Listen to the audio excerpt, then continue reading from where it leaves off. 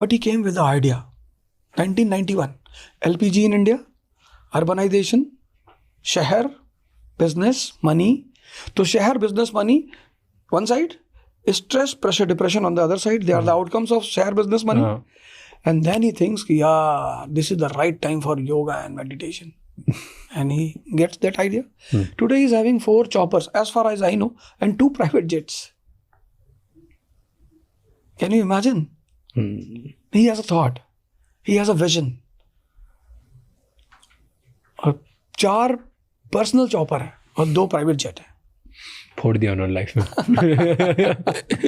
Do you think कि जो अच्छे लोग होते हैं वो अमीर या पावरफुल नहीं बन सकते?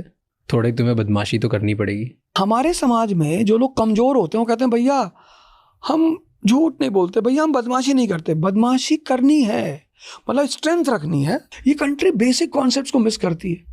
भैया हम बदमाशी नहीं करते, अच्छी बात है. पावर रखने से कौन मना कर रहा है? इसीलिए तो कंट्री पे हमेशा हमला हुआ है. इस कंट्री को 2000 साल से गुलाम बनाया गया. जो भी आता है इस कंट्री पे कब्जा कर लेता. क्यों? क्योंकि इस देश का आदमी कंफ्यूज्ड है. शक्ति पैदा करो, शक्ति पैदा करके अच्छे रहो. कैसे कर सकते हैं भाई? आप योग करो, ध्यान करो. हमारी कंट्री में कितनी सारी विधाएं हैं. योग gives you a powerful mind, yoga gives you a powerful body. फिर मार्शल आर्ट्स के स्किल्स हैं. पहले गांव में लड़के लाठी चलाना सीखते थे, लाठी लेके लोग चलते थे. बट इन सबसे पैसे बनाने का क्या टेंशन नहीं. If you have a inner power, you have a more strength to fight.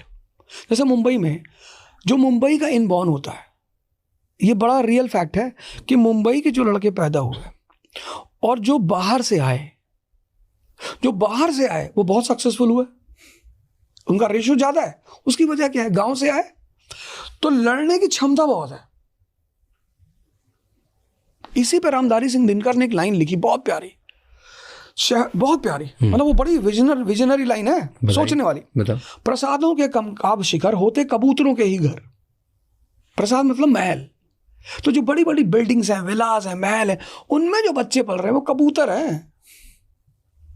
प्रसादों के कनकाब शिखर होते कबूतरों के ही घर. महलों में गरुड़ न रहता है, कंचन पर कभी न सोता है. वो जो गांव का लड़का है, वो खेत काट रहा है मई की दोपहर में. वो दिसंबर की ठंडक में गन्ने के खेत में पानी लगा रहा है, बोझ उठा रहा है. उसके संघर्ष करने की क्षमता ज्यादा है. तो जिसके संघर्ष करने की क्षमता ज्यादा है, अगर उसमें थोड़ी सी मैच्योरिटी आ गई तो वो सक्सेसफुल हो जाएगा. वो फोड़ देगा. अपने फायदे के लिए थोड़ा छल कपट करते हो, उनको कुछ झूठ बातें बताते हो.